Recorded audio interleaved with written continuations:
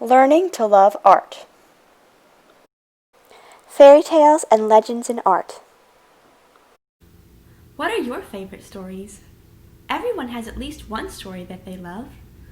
Most of us grew up hearing and reading fairy tales or legends. This is probably why artists across history have shown such stories in their works of art, over and over again. As you can imagine, telling a story through art can be tricky. Some artists need multiple canvases to show different parts of a story, while others like to put all of the action into a single image. Let's take a look at the different ways artists show familiar stories. I am sure that you are all familiar with the story of Sleeping Beauty. It is a famous story about a princess who falls asleep for 100 years because of the curse of an evil fairy, and can only wake up again when a prince kisses her. This story is shown in the artwork The Briar Rose by Walter Crane, made in 1905. This piece of art is a triptych, which means that it is made up of 3 paintings connected together by hinges. You can open and close the paintings on the left and the right like they are doors. Every part of this work of art is dedicated to helping to tell the story of Sleeping Beauty. For example, starting with the back of the paintings when they are closed, we can see a poem that says, Briar Rose. In the forest hidden deep lies she in enchanted sleep, as folded in the bud the flower, till spring shall bear love's quickening hour. When the paintings are open, we can read them from left to right. In the painting on the left, we can see a jester, a knight, and a monk all asleep. This image lets us know that this is the part of the story where everyone in the castle is under the sleeping spell. In the next image, which is in the middle, we can see lots of symbols as to what is happening. In the background, we can see a hooded figure carrying a spindle.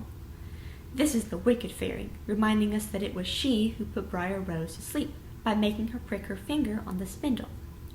An hourglass is on the windowsill beside the evil fairy, suggesting that time has been frozen since Briar Rose fell asleep.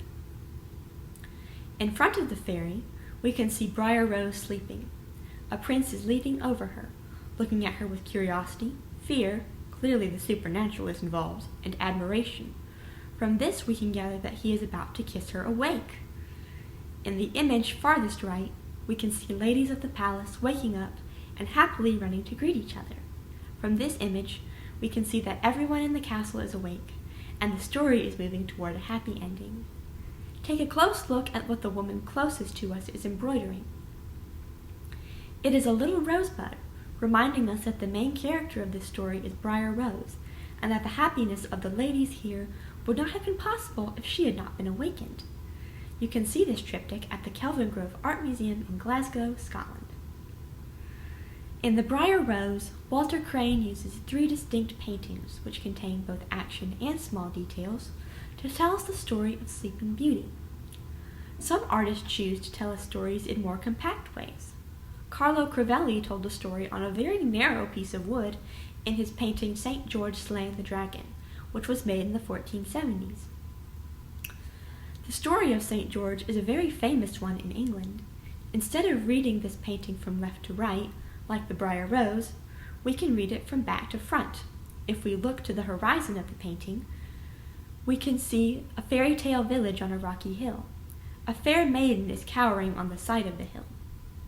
At the very forefront of the painting, we can see the valiant knight St. George battling a fearsome dragon. When we look at these various visual clues together, we can make out the story. The village in the background has been terrorized by the dragon.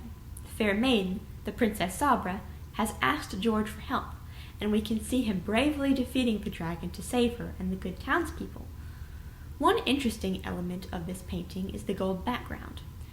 The artist likely used this color because George is an important saint in England. A golden background helps the painting to feel more sacred, honoring George's selfless and pious character. Overall, we can see that every element of this painting shows a specific part of the story of St. George and the Dragon. You can see this painting at the Isabella Stewart Gardner Museum in Boston. To see more stories depicted in art in a very unique way, I would recommend looking at the films of Lottie Reiniger. I really love her work. I cannot show any of her works for copyright reasons, but I would specifically recommend looking at her films Thumbelina, Snow White and Rose Red, and The Star of Bethlehem. Lottie Reiniger was a 20th century artist who is famous for her intricate silhouette cutouts. She combined her cutouts with the medium of film to tell familiar stories. Lottie Reiniger was one of the first artists to combine art and film to tell stories. Artists throughout history have taken pleasure in telling stories through their art. Why don't you try it? Try to tell one of your favorite stories through whatever artistic medium you like. I'll see you again soon. Bye!